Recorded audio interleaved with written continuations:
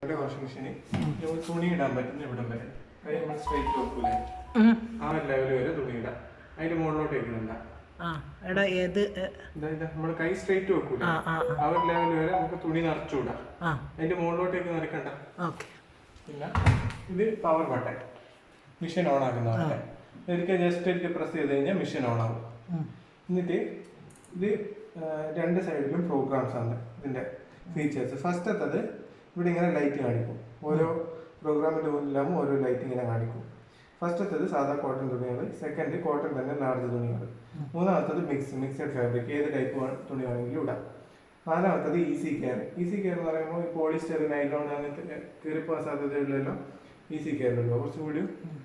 പിന്നെ baby care, കുട്ടികളുടെ dress, അത് ഈ സ്റ്റീം സൈക്കിൾ ഉൾപ്പെട്ടിട്ടുണ്ടാവും. ചൂടുവെള്ളം മിക്സ് ആയിട്ട് വരിക. പിന്നെ ഇപ്പോഴത്തെ സൈഡ് ഫസ്റ്റത്തത് sports wear, track suit type തുണികൾ. ഡെലിക്കേറ്റ് എന്ന് പറയുമ്പോൾ ഈ മുത്ത് പതിപ്പിച്ച, സ്റ്റോൺ പതിപ്പിച്ച അങ്ങനത്തെ തുണികളെല്ലാം. പിന്നെ വൂൾ ടൈപ്പ്, സാരി, ബെഡ്ഷീറ്റ് അങ്ങനത്തെ എല്ലാം, വൂളിൽ പുതപ്പ് അങ്ങനത്തെ എല്ലാം. പിന്നെ ക്വിക്ക് 30 എന്ന് പറയുമ്പോൾ ഏകദേശം നമ്മൾ പകുതി വെയിറ്റ്, കുറച്ച് തുണി ഇട്ടിട്ട് നമുക്ക് പെട്ടെന്ന് 4 മണിക്കൂറിനുള്ളിലാക്കി എടുക്കണമെന്നുണ്ടെങ്കിൽ ക്വിക്ക് 30 ഇടുക. പിന്നെ rinse and spin. Rinse spin എന്ന് പറഞ്ഞാൽ വാഷ് ഉണ്ടാവില്ല, അലക്കൽ ഉണ്ടാവില്ല, ഒരുമ്പിട്ട് ആറ്റിയിട്ട് വരും. ജസ്റ്റ് പുതിയ തുണിയല്ലെങ്കിൽ ജസ്റ്റ് ഒരുമ്പിട്ട് ആറ്റിയിട്ട് എടുക്കാനാണെങ്കിൽ റിൻസ് സ്പിൻ കിട്ടും. പിന്നെ ഇത് ഇൻറ്റൻസീവ് വേണമെന്നുണ്ടെങ്കിൽ ഇത് നിൽക്കുക, അന്നേരം ഇവിടെ ലൈറ്റ് കാണിക്കും. അത് ഓണായി വെച്ചിട്ട് ഏത് പ്രോഗ്രാമിലിട്ടാലും ഇൻറ്റൻസീവ് കൂട്ടിയിട്ടാൽ നടക്കുക. ഇൻറ്റൻസീവ് എന്ന് പറഞ്ഞാൽ കുറച്ചുകൂടി നല്ല അലക്കൽ കിട്ടും.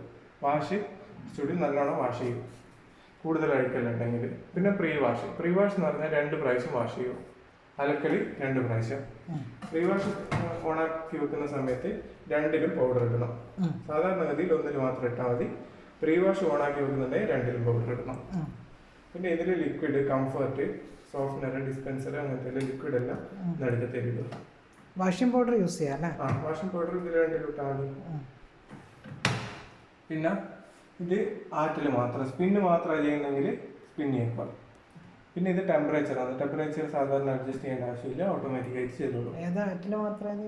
സ്പിന്ന് അത് പവർ ഓൺ ആക്കിയിട്ട് സ്പിന്ന് ആക്കിയിട്ട് സ്റ്റാർട്ട് കൊടുത്താൽ മതി. നനഞ്ഞ തുണി ഇട്ടിട്ട് സ്പിന്ന് ആക്കിയിട്ട് സ്റ്റാർട്ട് കൊടുത്താൽ മതി.